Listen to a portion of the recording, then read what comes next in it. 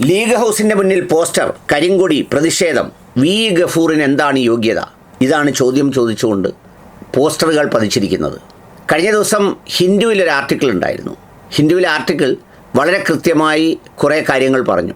ആ ആർട്ടിക്കിളിൽ എടുത്തു പറഞ്ഞൊരു കാര്യമാണ്, അതായത് ഇന്ത്യൻ നാഷണൽ കോൺഗ്രസിൻ്റെയും ലീഗിൻ്റെയും ഒക്കെ കേന്ദ്രീകൃത അധികാര ശക്തി ഈ പറഞ്ഞ അവരുടെ പാർട്ടി ഫോറങ്ങളിൽ നിന്ന് തെരുവിലേക്കും സാമൂഹ്യ മാധ്യമങ്ങളിലേക്കും കമൻ്റാളികളിലേക്കും ഒച്ചപ്പാടുകാരിലേക്കും ഒക്കെ പോകുന്നു.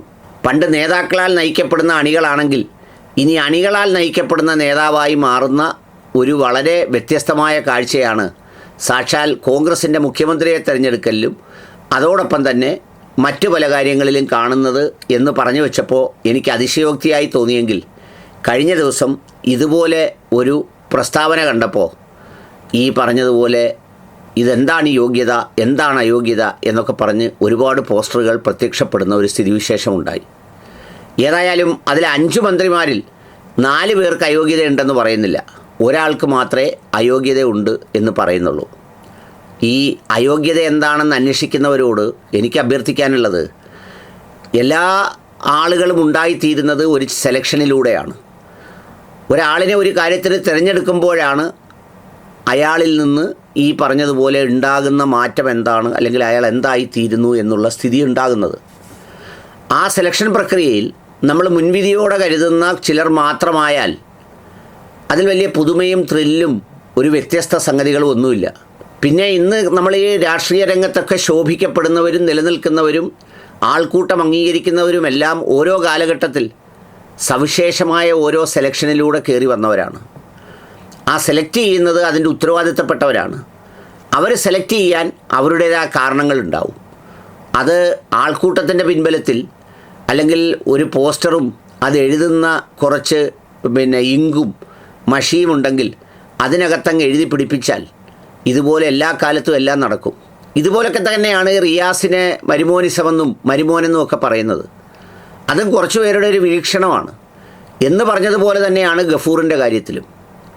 ഗഫൂറിൻ്റെ പിതാവ് MLA ആയിരുന്നു, മന്ത്രിയായിരുന്നു. അതിനുശേഷം അദ്ദേഹം ഒരു തവണ നിന്ന് പരാജയപ്പെട്ടു. ആ പരാജയപ്പെട്ടത് ഒരു 5 വർഷത്തെ അനുഭവമാണ്. പിന്നെ അതിനുശേഷം അദ്ദേഹം അവിടെ നിന്ന് കേരളത്തിലെ മുഖ്യമന്ത്രി സ്ഥാനാർത്ഥിയെന്നും പ്രതിപക്ഷ നേതാവെന്നും ഒക്കെ വിശേഷിപ്പിച്ച സർവരാൽ സർവ്വതനാൽ പ്രധാനിയായ ആളിനെയാണ് ഗഫൂർ തോൽപ്പിച്ചത്. പിന്നെ ലീഗിൻ്റെ മന്ത്രിമാരുടെ സ്ഥാനം എപ്പോഴും മലപ്പുറം മുതലങ്ങ് വടക്കോട്ട് മാത്രമേ പാടുള്ളൂ, തെക്കോട്ട് ഉണ്ടാവില്ല എന്ന് കരുതുന്നത് ശരിയല്ലല്ലോ. അപ്പോൾ അതുകൊണ്ട് നിങ്ങൾ ചെയ്യേണ്ടത് എന്താണെന്ന് വെച്ചാൽ അങ്ങനെ ഒരാളിനെ തിരഞ്ഞെടുത്തതിൻ്റെ തീരുമാനത്തെ അംഗീകരിച്ച് അദ്ദേഹത്തെ വിലയിരുത്തുക, അദ്ദേഹത്തിൻ്റെ എഫിഷ്യൻസി നോക്കുക, അദ്ദേഹം അതിന് പ്രാപ്തനാണോ എന്ന് നോക്കുക. അതല്ലാതെ ആ തിരഞ്ഞെടുത്തത് ഞങ്ങൾക്കിഷ്ടമല്ലാത്തത് കൊണ്ട് കുറച്ച് പോസ്റ്റർ എഴുതി എല്ലായിടും ഒട്ടിക്കും എന്ന് പറയുന്നൊരു സമീപനം കൊണ്ട് കാര്യമില്ല. പിന്നെ ഓരോന്നിനും ഓരോ രീതിയുണ്ടല്ലോ. ഇപ്പോൾ കോൺഗ്രസ്സിൽ തന്നെ എത്ര അധ്വാനിച്ചിട്ടുള്ളവരാ? വി ടി ബൽറാം, മാത്യു കുഴൽനാടൻ എന്തായിരുന്നു? പ്രഗത്ഭരിൽ പ്രഗത്ഭനായിരുന്നില്ലേ? പിന്നെ അതുപോലെ തന്നെ എത്രയോ ആളുകൾ സീനിയറായിട്ടുള്ളത് കോൺഗ്രസ്സിലുണ്ട്. അപ്പോഴല്ലേ OJ ജനീഷിനെ പരിഗണിച്ചത് ഒരു യൂത്ത് കോൺഗ്രസിൻ്റെ പ്രസിഡൻ്റ് എന്നുള്ള നിലയിൽ? അത് അദ്ദേഹത്തിനെ പരിഗണിക്കുന്നതിനൊരു കാരണമായി പറഞ്ഞു എന്നല്ലേ ഉള്ളൂ. എടുക്കാതിരിക്കണമെങ്കിൽ എത്ര കാരണമുണ്ട്. പക്ഷേ എടുത്തതിനൊരു കാരണം പറയുന്നു എന്നുള്ളതേ ഉള്ളൂ.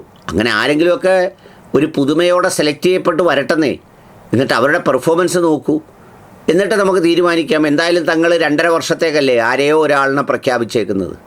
എന്തായാലും അത് കുഞ്ഞാപ്പയാവില്ല, ബാക്കി ആരും ആകാമല്ലോ. അപ്പോൾ അതുകൊണ്ട് ആ തീരുമാനിച്ചതിനെ ആരുടെയെങ്കിലുമൊക്കെ നേതൃത്വത്തിൽ എഴുതി പറ്റിച്ച് പോസ്റ്ററുകൾ ഒട്ടിച്ച് ഈ പറഞ്ഞ തീരുമാനിച്ചവരെ അപമാനിക്കുന്നതിന് പകരം കാത്തിരിക്കൂ, എല്ലാം തെരുവിൽ തീർക്കാതെ.